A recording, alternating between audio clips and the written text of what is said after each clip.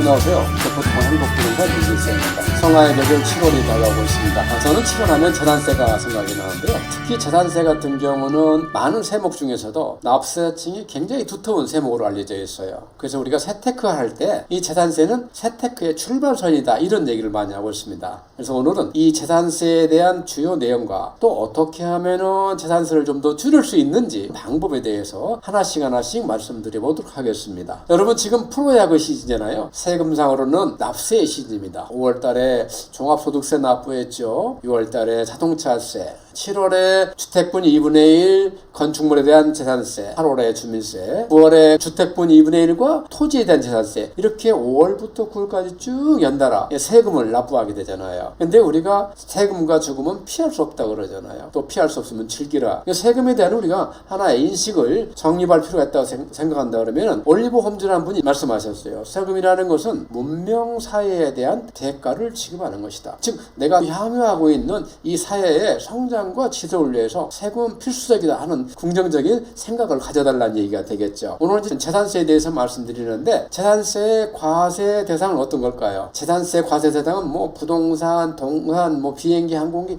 등기 등록 가능한 물건들이 많이 있습니다. 근데 오늘은 주택분에 초점 맞출 텐데요. 주택분 재산세의 과세 대상은 주택법상의 주택과 그 주택의 부수 토지를 기반하고 있습니다. 무허가 주택도 재산세 납부 대상이고 주택이 없는 주택용 토지도 재산세 납부 대상이다. 이런 유추해 볼 수가 있는 거죠. 납세 의무자는 어떻게 됩니까? 납세 의무자는 매년 6월 1일 기준해서 그 6월 1일자 현재 사실상 소유자를 기준합니다. 그래서 우리가 거래를 하다 보면은 이 6월 1일 두고 정산일, 등기전일 두고 매수인과 매도인 간에 많은 얘기들을 나누고 있습니다. 또 반면에 이제 과세 표준이 재산세에 굉장히 중요한 요소가 되는데요. 과세 표준은 어떻게 됩니까? 우리가 시가 표준액 곱하기 공정시장가액 비율 이렇게 되어 있습니다. 우리 시집가 표준액이라는 게 뭡니까? 쉽게 말하면 공시가격이 되겠습니다. 우리가 공시가격이란 말을 지방세법에서는 시가 표준액이다 이렇게 하고 있습니다. 또 공정시장가액비율은 우리가 가격의 조정 개수로 생각하시면 되겠고요. 현재 60%로 되어 있습니다. 그런데 우리가 1세대 1주택 같은 경우는 양도세도 혜택이 있고 종부세도 혜택이 있잖아요. 재산세 없을까요? 재산세도 당연히 1세대 1주택자에 대한 혜택이 있습니다.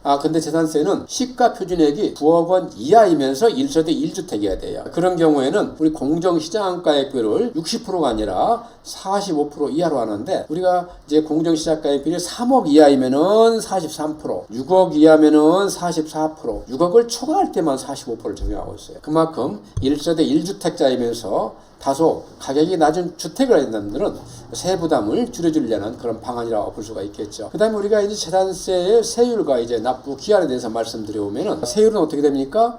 표준세율, 기본세율이 있고 특례세율, 아까 말한 1세대 1주택자이면서 시가 표준액이 9억 이하인 경우 적용한 세율로 나눠져 있습니다. 먼저 표준세를 하나 보시면은 과세 표준, 즉 공시가격 곱하기 60%나 아니면은 43%, 44%, 45% 금액이 6천만 원 이하이다 그러면 0.1%를 적용하십니다. 1억 5천 이하다 그러면 0.15, 3억 이하다 그러면 0.25, 3억을 초과하면은 0.4%를 적용하고 있습니다. 그런데 이렇게 두 개로 나눴느냐? 이거 이제 특례세율 때문에 또 나눠놓은 거예요. 특례세율은 어떻게 되느냐? 6천만 원 이하다 그러면 0.05%입니다. 0.05%씩 낮아져요. 특례세율이 0.05%이기 때문에 1억 5천만 원 이하다 그러면 0.1%가 적용이 되고요. 3억 이하다 그러면 0.2%, 5억 4천만 원 이하다 그러면 0.35%, 5억 4천만 원 초과하면 0.4% 이렇게 되어 있습니다. 또 이 재산세는 누진세율이기 때문에 세율이 올라갈수록 당연히 누진공제 금액이 있는 거고요. 이렇게 해서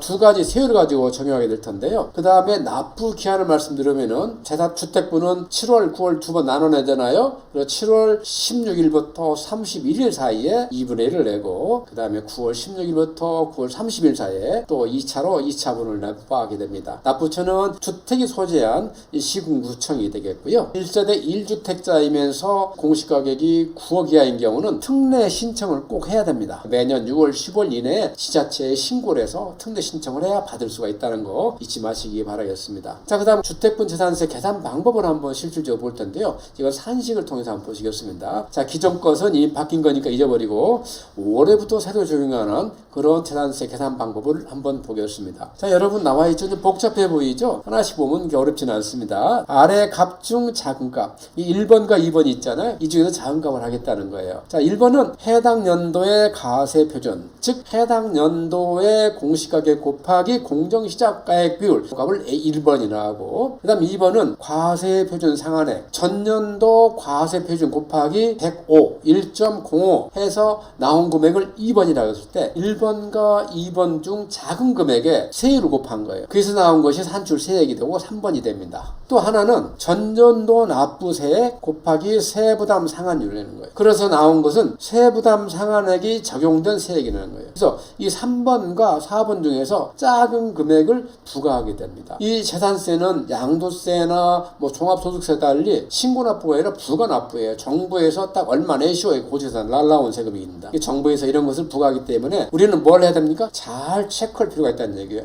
그래서 재산세에 대한 내용을 우리가 속속들이 알고 있어야 되는 겁니다. 여기서 이제 세부담 상한율을 말씀드렸는데, 세부담 상한율이라는 것은 공시가격 상승이라든가 세율 급상승의 변경에 의해서 우리가 세금이 확 지나치게 올라가서 탐세 능력에 부담을 주는 경우는 막기 위해서 캡을 씌우는 거, 상한선을 씌우는 것이죠. 그래서 공시가격이 3억 이하인 경우에는 105%, 6억 이하인 경우는 110%, 6억을 초하면 130%, 법인은 150% 이렇게 받게 되겠습니다. 자, 그 다음에 이 주택분 재산세는 부가세금이 붙어요. 부가세금이 뭐냐면은 따라붙는 세금이다 이렇게 생각하시면 돼요. 모든 세금에는 부가세가 있어요. 근데 재산세는 3개나 있어요. 첫 번째는 지방교육세. 지방교육세는 뭡니까? 지방교육세는 해당 재산세의 20%를 내요. 재산세액이 20%. 그 다음에 도시지역분이 있습니다. 도시지역분은 우리가 도시 내에서 여러 도시지역 시설을 설치하기 위해서 받는 세금인데, 이것은 과세 표준의 0.14%를 받습니다. 그리고 이것도 마찬가지 세부담 상한이 있어요. 이 도시지역분이 은근 재산세 중에서 상대적으로 많은 비율을 차지하고 있습니다. 그 다음에 지역자원시설세가 있는데, 쉽게 말하면 소방세다 이렇게 이해하시면 돼요. 이거 소방세다 보니까 토지에는 안 붙겠죠. 그래서 건축물의 시가 표준액에 대해서 공정시장가액을 곱하고 그 다음에 세율을 곱하는데, 여기 세율은 0.04%부터 0.12%까지 이렇게 누진대로 되어 있어요. 그래서 지역자원시설세는 크지 않은 반면에 도시지역분은 상당히 크다 이렇게 이해하시면 되고요. 여러분들이 재산세 부과 고지서 받게 되면은 제가 말씀드린 이 내용 가지고 한번 체크해 보실 텐데, 주의할 점은 2가지가 있어요. 첫째, 7월분에 나온 것은 산출세액의 2분의 1이다. 그래서 꼭 산출해서 계산하시고 2분의 1이라는 거 염두에 두시고, 공동명의다. 그러면 지분까지 감안해야 된다는 겁니다. 이걸 감안 안 하면 틀려서 세금이 어떻게 잘못 계산했나? 설명이 잘못됐나? 이렇게 오해할 수도 있기 때문에 안내 말씀드리고 있습니다. 자, 그 다음에 이게 실질적으로 표예요. 여기 실제 보면은 재산세가 43만 8,900원. 도시지역분 많죠? 20만 8천이나 됩니다. 거의 4, 50% 정도 가자고. 금액이 작을수록 비중이 더 높아져요. 그 다음에 지역자원세는 이렇게 2만 정도밖에 안 되고, 지방교육세가 8만 7천 원 정도 된다. 그래서 이렇게 4가지 아이템으로 이루어져서 여러분은 고지서를 받게 된다. 이렇게 이해하시면 될 것 같고요. 재산세도 정부에서 부과한다 그랬잖아요. 그러면 부과는 언제까지 하느냐? 납부기간 개시일 5일 전까지 하게 되어 있습니다. 납부기간이 언제 개시됩니까? 7월 16일부터 31일 사이잖아요. 그러면 늦어도 7월 11일까지는 고지서가 날라오겠죠. 금액이 부담스럽고 그럴 때는 분할납부 혜택을 주고 있어요. 재산세가 금액이 250만 원을 추가할 때는 분할납부라는데, 그 기한은 납부 기한, 7월 30일부터 3개월까지 연장하고 있어요. 작년까지만 해도 2개월인데 올해 1개월 더 연장이 됐죠. 그 다음에 금액에 따라서 분할납부 방법이 달라지는데, 250만 원 추가하는데 총액이 그래도 500만 원 이하야. 그러면은 250만 원 첫 번째 내고 남은 금액은 두 번째 내게 되는 겁니다. 근데 500만 원을 추가했다. 그러면 반절씩 나눠서 내는 거예요. 이렇게 분할납부도 상당한 세금 관리에 유용한 수단이라는 것 이해하시기 바라고요. 또 물납도 할 수 있습니다. 물납은 내가 현금이 없어서 부동산 같은 걸로 대신 내는 거예요. 부동산 같은 경우는 재산세가 1,000만 원을 초과할 때는 해당 지자체에 있는 부동산을 가지고서 물납을 하는 거예요. 타 지역에 있는 부동산은 물납 대상이 해당이 되질 않습니다. 납부유예의 그런 혜택이 있는데 종부세도 납부유예도 있듯이 이 재산세도 납부유예가 있는 거예요. 어떻게 납부유예하냐? 조건이 6가지인데 이 6가지는 모두 충족해야 돼요. 쉽지 않은 것이죠. 첫 번째, 60세 이상이거나 또는 5년 이상 보유했을 경우 당연히 1세대 1주택이어야 되고요. 직전 전년도 총 구매가 7천만 원, 총 종합소득이 6천만 원 이하여야 돼요. 그 다음에 재산세 세액이 100만 원 이상이어야 되고 지방세나 국세 체납 사실이 없어야 돼요. 이런 6가지 다 충족했을 때 우리가 납부유예를 준다, 이렇게 이해하시면 될 것 같습니다. 그 다음에 이제 재산세 감면 요건이 있어요. 감면 요건이 3가지 정도가 있는데 이런 감면 요건을 잘 활용하면은 또 우리가 재산세를 줄여나갈 수가 있죠. 첫 번째는 임대사업자예요. 임대사업자는 우리가 좀 조심할 게 2호 이상이어야 돼요. 2호 이상 임대사업을 해야만 감면 혜택을 준다는 얘기예요. 감면을 얼마나 해주느냐? 전용면적이 40평방미터 이하인 경우는 면제를 해줍니다. 그 다음에 60평방미터인 경우는 50%만 면제해주고요. 85평방 이하인 경우는 25%만 면제를 해줍니다. 여기서 조심할 것은 임대사업자 이유라는 것은 아파트 하나, 오피스텔 하나 이렇게 해도 관계가 없어요. 제가 이 말씀을 해드리냐면 민간 일반 대우는 틀려서 그래요. 장기 일반 민간 임대도 재산세에 대한 감면 혜택을 주는데 요건이 좀 엄격해요. 공동주택 2호 이상, 공동주택만 2호 이상이에요. 빌라면 빌라, 아파트면 아파트. 그 다음 오피스텔도 2호 이상. 그러니까 공동주택 하나, 오피스텔 하나에서 2호를 이루었지만은 이 장기 일반 민간 임대에 따른 감면을 받을 수 없다는 거예요. 그것 때는 임대사업자 면세를 받는 것이죠. 그래서 감면 범위는 전용면적이 40평방미터 이하인 경우는 면제를 받고요. 전용면적이 60평방미터 이하인 경우는 75%.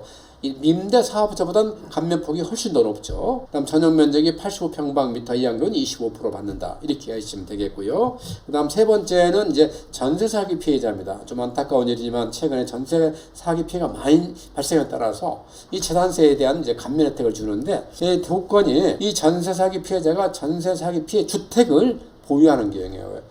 내가 경매를 받았거나 매입을 해서 그걸 가지고 있을 때는 우리가 재산세 감면을 준다는 얘기죠. 그래서 전용면적이 60평방미터 이하인 경우는 50%, 60평방미터를 초과하면 25%. 감면폭은 크지 않지만 고통에 동반한다는 그런 의미가 있다고 생각을 합니다. 그 다음에 이렇게 면적 요건만 있던 것인데 세법이 강했던 2020년 8월 이후에는 가액 요건이 추가됐어요. 그래서 수도권에는 공시가격 6억 이하, 비수도권 3억 이하여야 이제 감면 혜택을 받을 수 있다, 이렇게 이해하시면 될 것 같습니다. 이제 절세법을 제가 설명해 드려보는데요. 상당히 중요한데 제가 2가지로 나눠봤어요. 사전절세법, 즉 미리 준비해서 재산세를 좀 감면을 받아보자 하는 내용을 담고 있고요. 총 6가지 내용이 되겠습니다. 첫 번째는 매매 잔금 일자 조정원. 이것은 실질적으로 많이 활용되고 있는 것이죠. 사람들이 매매 거래할 때 재산세 염두에 둡니다. 부동산에 물어보기도 하고 부동산 설명도 하겠는데 이건 물어보고 확인할 필요가 있습니다. 그 다음에 임대주택 등록하는 거예요. 이 감면을 받으려면 2호 이상이라고 그랬죠. 다주택자 최소한 3주택 이상이 돼야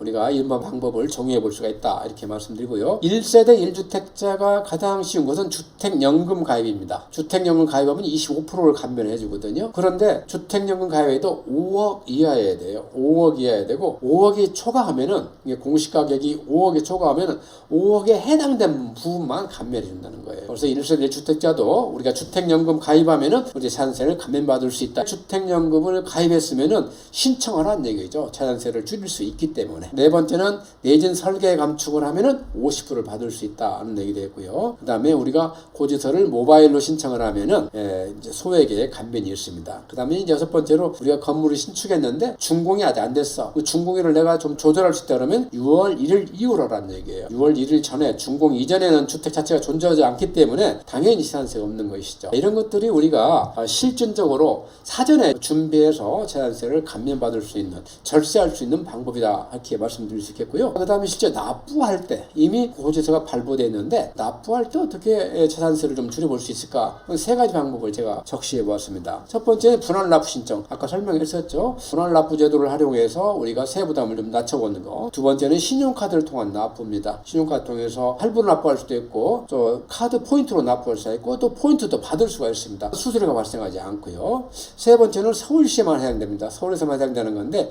신세계 상품권을 이용해서 재산세를 낮춰볼 수가 있어요. 이게 무슨냐면은 우리가 상품권에 액면가가 있잖아요. 10만 원짜리면 대부분 경우에 10만 원 다 주지 않고 삽니다. 할인된 가격으로 상품권을 구입을 해서 우리가 앱을 다운받아가지고 앱에다 그 상품권을 다 등록하는 거예요. 그러면 그 액면 그만큼 점수가 쌓여서 그 쌓인 점수로 우리 재산세를 납부하기 때문에 그만큼 절세 효과가 크다. 내가 상품권을 10% 정도 내가 할인을 샀다 그러면 10% 정도 절세를 할 수 있다. 이렇게 이해하시면 될 것 같습니다. 이어서 이제 재산세에 관한 6가지 주로 Q&A를 한번 준비해 봤습니다.